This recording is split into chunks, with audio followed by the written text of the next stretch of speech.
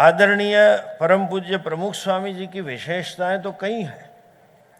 बाप संप्रदाय का महिमा, उनका विश्वव्याप तो कितना भी है, लेकिन जब तक मैं समझता हूँ कोई भी संस्था का प्राण जो है, कोई भी संस्था की जो ताकत है उसके साधु है। और साधु केवल वस्त्र से नहीं, उनके जीवन की साधुता है। तो हम कहेंगे कि परम पूज्य प्रमुख स्वामी जी ने धर्म की रक्षा के लिए इन संतत्व वाले साधुओं की एक सेना खड़ी कर दी है और सेना की ट्रेनिंग सेंटर खड़ा किया। बाप्स में सबसे पहले शिक्षा का केंद्र और साधु को पढ़ा बढ़ा के समाज में देना, शास्त्र भी पढ़ाना और साधुत्व के धर्म भी देना, ऐसा जैसे नींव का काम उन्होंने किया है।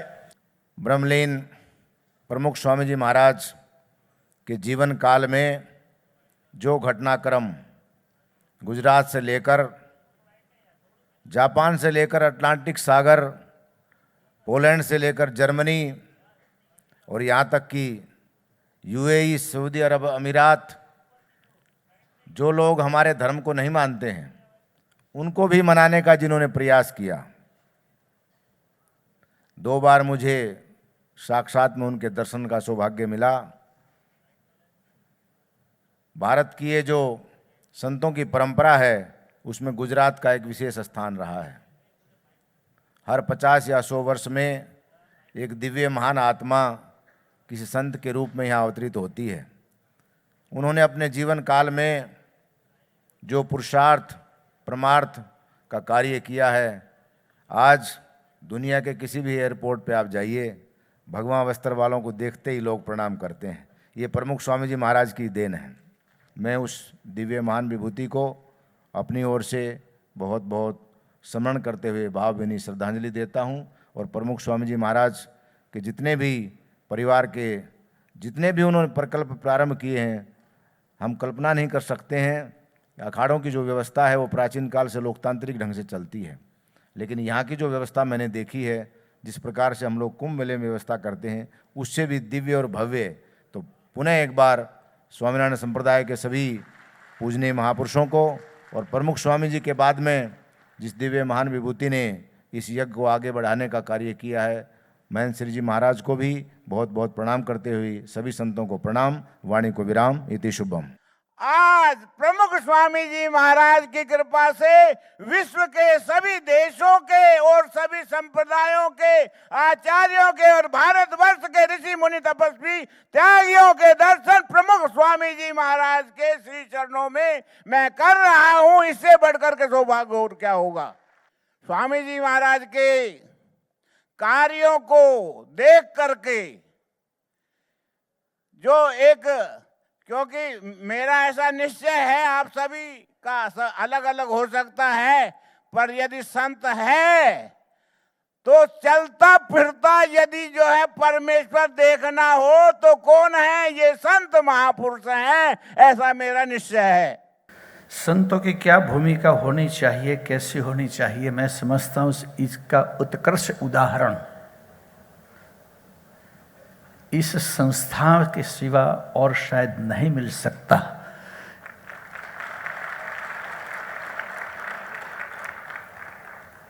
क्योंकि संत क्या कर सकते हैं,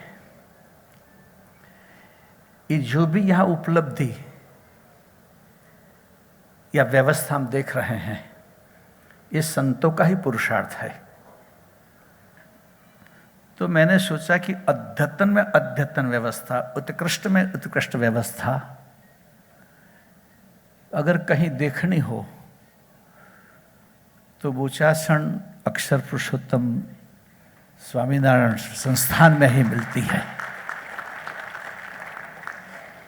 तो ये जो संतों की फौज, मैं फौज कहूँगा,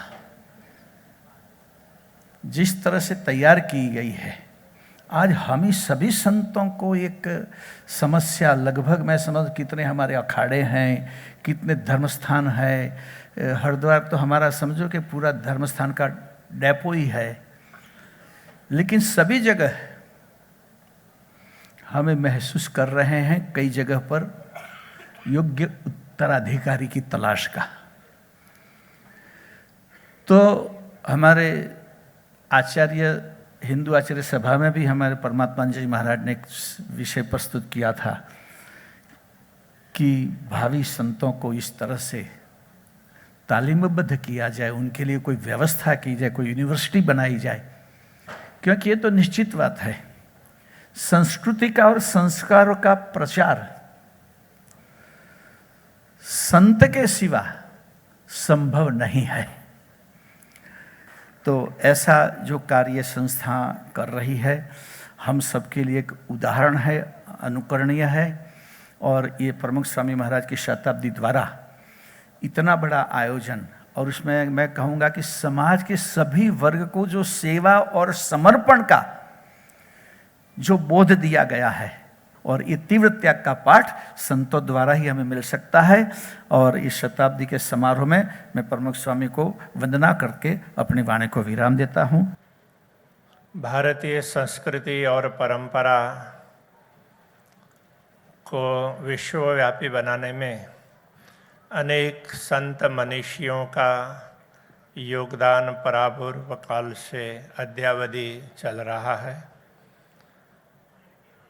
इस शाश्वत परंपरा को और सुदृढ़ बनाने के लिए ब्रह्मलीन प्रमुख स्वामी जी महाराज ने बहुत बड़ा और बहुत ही स्तुत्य कार्य किया है। आज पश्चिमी जगत में जहाँ हिंदू धर्म के प्रति किसी भी प्रकार का स्नेह नहीं, और विशेष रूप से मिडल ईस्ट में ऐसे स्थानों में भी उन्होंने पूरी स्थापत्य कला को प्रकट करते हुए मंदिरों की स्थापना की। एक अनुभव की बात उसके कह रहा हूँ मैं कि जब लंदन का मंदिर बन रहा था, उस समय जिस जगह पर वो मंदिर बनने के लिए जा रहा था, वहाँ के लोगों ने विरोध किया कि ये मंदिर के लिए हम जगह नहीं देंगे। उसी समय में लंदन में था, प्रमुख स्वामी महाराज ने एक ही मिनट में उसको कहा कि वहाँ से दूर हो जाओ, अपने वहाँ मंदिर नहीं बनाना है। लेकिन दो शब्द प्रयोग किए जो मुझे आज भी याद है। उन्होंने कहा वहाँ से हट जाओ, माने खसी जाओ गुजराती में, अने खमी जाओ। उस मंदिर के लिए, वो जगह को छोड़ने के लिए प्रमुख स्वामी ने कह दिया और कहा दूसरी जगह खोज लो और वहाँ से लोगों को सुन लो। वहाँ भी दो शब्द प्रयोग उन्होंने गुजराती में किए था, कहे थे, वो आज भी मुझे याद है कि सौनु सांभळवू अने सौने संभाळवा। साहब बहुत कठिन बात है ये, सबको सुनना और सबको संभालना, वो ये अस्थि पाप नहीं है। और वो बात मैंने उन्हीं के मुख से कही थी। आज इतने महापुरुष यहाँ पधारे, उस महापुरुष का कितना बड़ा पुण्य होगा कि इतने बड़े महापुरुष इतने समय में यहाँ पधारे। उनकी जन्म शताब्दी वर्ष के लिए हम तो बुझाते हैं, लेकिन उन्होंने जो चिराग जलाए हैं वो सब यहाँ बैठे हुए महापुरुष हैं जो हम लोगों के प्रत्यक्ष में हैं। पूजनीय प्रमुख स्वामी जी ने यहाँ के सभी स्वयंसेवक और उनके द्वारा निर्माण किए गए सभी सन्यासियों को प्रमुख में कर दिया। ऐसे संस्कार दे करके उनके हृदय में ऐसा भाव पैदा किया है कि वो पूर्णतः लग्न से इस कार्य में उपस्थित हैं। एक एक कार्यकर्ता, एक एक महापुरुष, एक एक स्वामी, उनका चेहरे पे कोई सिकन नहीं है, कोई थकावट नहीं है। इस प्रकार वो सेवा में संलग्न है। ये संकेत देता है कि हम अब समय आ गया है कि हम सब महापुरुषों को ऐसे सन्यासी तैयार करने चाहिए। यदि हमने ऐसे सन्यासी तैयार करने का संकल्प अपने मन में ले लिया, तो जो सनातन धर्म और संस्कारों की बात हम लोग करते हैं, तो हमारा देश सनातन संस्कारों से पूर्णतः अवगत होगा, जो अभी विमुख होता जा रहा है। युवा सन्यासियों के माध्यम से हम एक एक संस्कार को जन जन तक पहुंचा सकते हैं। यहाँ पर पूज्य प्रमुख स्वामी जी के माध्यम से सन्यासियों को जो तैयार किया गया है, संयम, सेवा, साधना और समर्पण का भाव उनके अंतःकरण में जो विराजमान किया गया है, उसको देखते हुए ऐसा प्रतीत होता है, ऐसा महसूस होता है कि रामायण में जिस प्रकार हनुमान जी संयम, सेवा, साधना और समर्पण के प्रतिमूर्ति थे और उनकी शरण में जो भी व्यक्ति आता था वो राजा बन जाता था, इसी प्रकार कल मैंने उनकी पिक्चर में देखा कि जो भी प्रमुख स्वामी जी की शरण में गया, उसकी जो भी समस्याएं थीं, वो सब समस्याओं का समाधान तत्काल प्रभाव से हुआ। युवा शक्ति कलियुगे, संत शक्ति कलियुगे, जो युवाओं की शक्ति है, इस युवाओं की शक्ति को संवर्धन करने का एवं भारतीय सभ्यता एवं संस्कृति को एवं हमारे देश में नहीं तो अन्य अनन्य देश में अगर विस्तार किया हो तो आज बड़े पैमाने पर अनंत की ओर ले जाते हैं। इसका प्रत्यक्ष प्रमाण अगर कोई है तो एकमात्र स्वामी नारायण संप्रदाय है कि जो युवाओं में युवा शक्तियों को जगाया। एकत्रित कुटुंब पद्धति और एवं सामाजिक सभ्यता को एवं संस्कृति को किस तरह बांधना है, और आज प्रमुख स्वामी जी का जो कार्य है और युवा शक्ति को बांधना और युवा साधकों को जोड़ना और एक चीटी के समान एकत्रित करना, ये केवल मात्र संप्रदाय ही कर सकता है। प्रमुख स्वामी जी महाराज के इस शताब्दी महोत्सव में साबरमती के किनारे ऐसा लग रहा है, हमने ये सुना भी, ये देखा भी कि 4 जगह कुंभ होता है, हरिद्वार में, प्रयागराज में, अवंतिकापुरी में और नासिक में, लेकिन आज यहाँ साबरमती के किनारे संतों का कुंभ हो रहा है। भगवान वेदों का प्रचार प्रसार करने के लिए ब्रह्मा के रूप में आए, भक्ति का प्रचार प्रसार करने के लिए नारद के रूप में आए, तो मैं आपको कहना चाहता हूं वैदिक सनातन का प्रचार प्रसार करने के लिए वो प्रमुख स्वामी के रूप में आए। वेद से लेकर के अधुनातन काल से हमारी भारतीय संस्कृति में लब्ध प्रतिष्ठ महापुरुषों की एक श्रृंखला चली आई और उसी श्रृंखला में भारतीय संस्कृति के संवर्धन के लिए वेद से लेकर के आद्य जगत गुरु शंकराचार्य भगवान और विवेकानंद तक और सब महापुरुषों ने अपने अपने ढंग से कार्य किया। लेकिन मैं कहना चाहता हूं प्रमुख स्वामी ने एक ऐसा कार्य किया है, अंतिम पंक्ति में बैठे हुए, अंतिम पायदान में बैठे हुए को भी गले से लगाया। उन्होंने एक नव संदेश इस पूरी दुनिया को दिया। इस शताब्दी नगर में आकर के मुझे ऐसा लगता है शायद ये विश्व का सबसे बड़ा शताब्दी समारोह हो रहा है जो 600 एकड़ में फैला हुआ है। ये सब प्रमुख स्वामी के सन्यासियों की सेवा चल रही है। तितिक्षव कारुणिक सुहृद देहि नाम, सबका मित्र हो, अजात शत्रुवः शांतः साधुवः साधुभूषण। अब ये लक्षण जिसके अंदर घटित होता है वही साधु होने का अधिकारी है।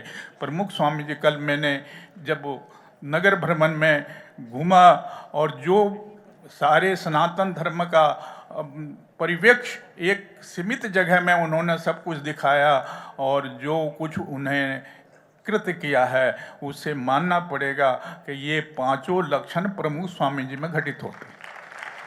गुरु के तत्व के और स्वरूप में यदि भगवान विचरण करने के लिए धरा पर आया है तो वो कार्य पूज्य प्रमुख स्वामी जी महाराज के द्वारा ही संपन्न हो रहा है।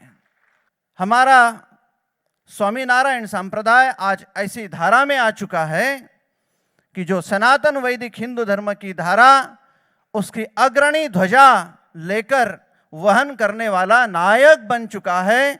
इस कारण स्वामी महाराज को आज श्रद्धांजलि हम सभी समर्पित करने आए हैं।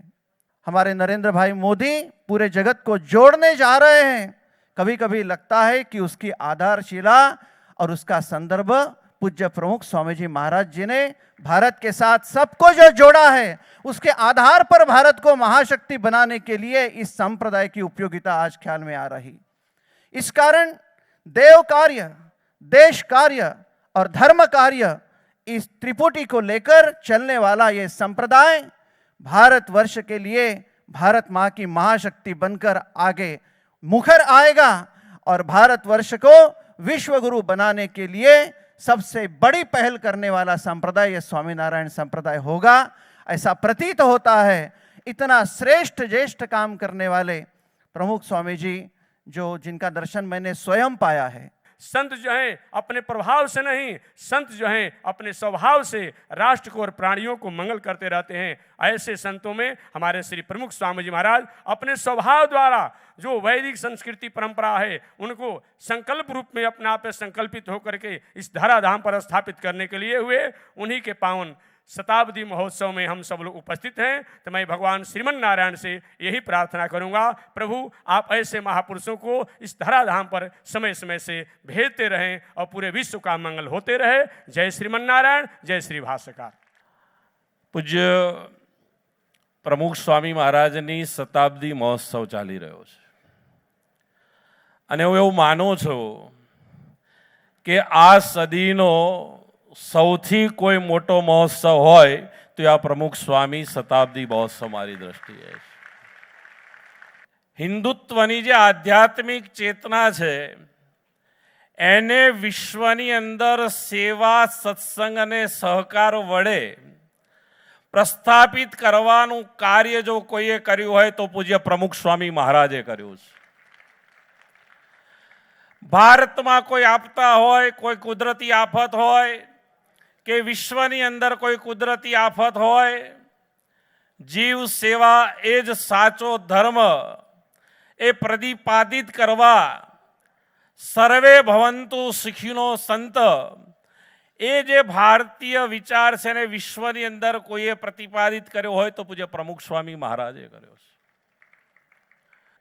કે દુબઈની અંદર આપણે કદાચ મકાન ભાડે લઈએ પણ એ મકાનમાં ખીલી મારવી હોય તો એના મકાન માલિકની ઈચ્છા વગર ન મારી શકીએ।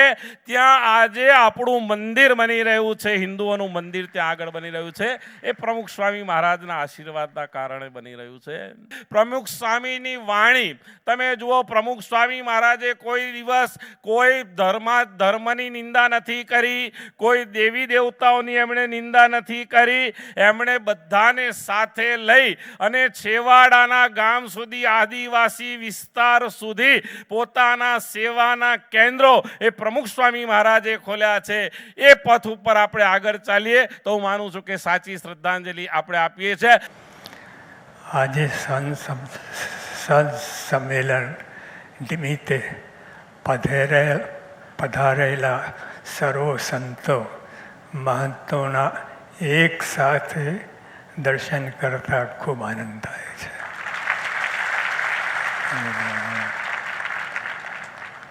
આપ સર્વેના ચરણોમાં સાષ્ટાંગ પ્રણામ કરીએ છીએ। આપ સૌના દર્શન કરવાની અને આપ સૌને મળવાની મને ઘણી ઈચ્છા હતી, ઘણા બધા, પણ એ થઈ શક્યું નહીં। પણ આજે એ લાભ મળ્યો છે। આપ સૌને મળવા મને તે માટે અગાઉ 2 વાર કાર્યક્રમ ગોઠવાયેલા પણ ખરા, પરંતુ સંજોગવશાત તે શક્ય બન્યું ન હતી, પરંતુ આજે એ અવસર મળતા ખૂબ આનંદ થાય છે। આપ સૌ ધર્મની અને સમાજની ખૂબ સારી સેવા કરી રહ્યા છો।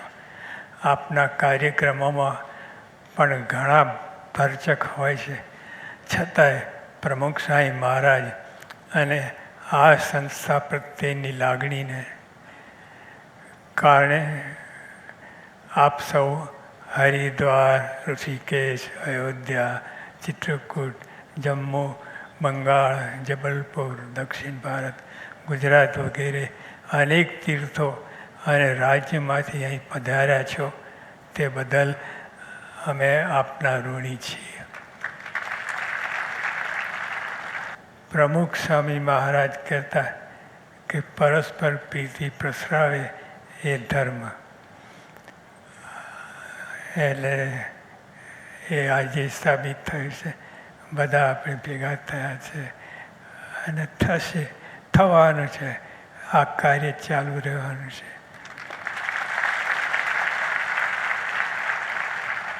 પ્રમુખ સાહેબ મહારાજ કહેતા પર આ રીતે ધર્મગુરુઓ જ્યારે પરસ્પર મળે છે ત્યારે તેઓના આશિતો વચ્ચે પણ સંવાદિતા વધે છે. આપણે બધા મોટા મળે તો નીચેના સહજ સ્વાભાવિક આનંદ થાય છે અને મળે છે, ખૂબ આનંદ કરે છે. તેથી આધ્યાત્મિક અને સામાજિક કાર્યો સારી રીતે થઈ શકે છે. તો આપણે સૌ મળી ધર્મની અને સંસ્કૃતિની સારી સેવા કરી શકીએ તે ભગવાનને પ્રાર્થના કરીએ છીએ. આપ સૌના આશીર્વાદ અમને મળતા રહે તેવી પણ અમારી અભિલાષા છે. આપ સૌ અહીં પધાર્યા તે બદલ આપનો ખૂબ ખૂબ આભાર અને હું મારા વતી અમારા સંતોને વિનંતી કરું છું કે આપ સૌને દંડવત પ્રણામ કરે.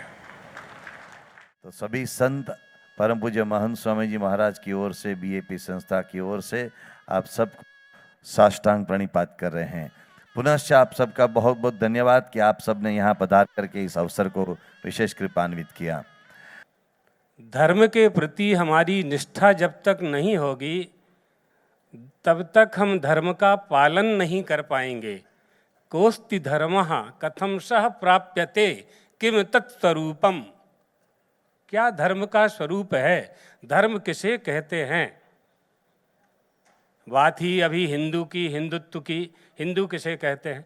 हिंदू है तो हिंदुत्व होगा ना. तो हिंदू को समझें और हिंदुत्व को समझें, मनुष्य को समझें और मनुष्यत्व को समझें. फिर संत की बात आएगी. संत की बात, संत किसे कहते हैं. बहुत अच्छा भागवत जी के का उदाहरण दिया आप श्री ने.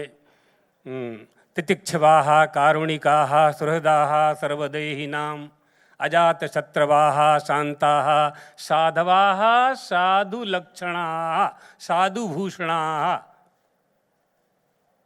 धर्म के पालन की निष्ठा अंतःकरण यहाँ से पैदा होनी चाहिए. यह खूब अच्छा लगा है आप लोगों के बीच में महंत स्वामी जी का यह आयोजन बड़े परिश्रम से सिद्ध हुआ होगा. करने वाले ही जानते हैं.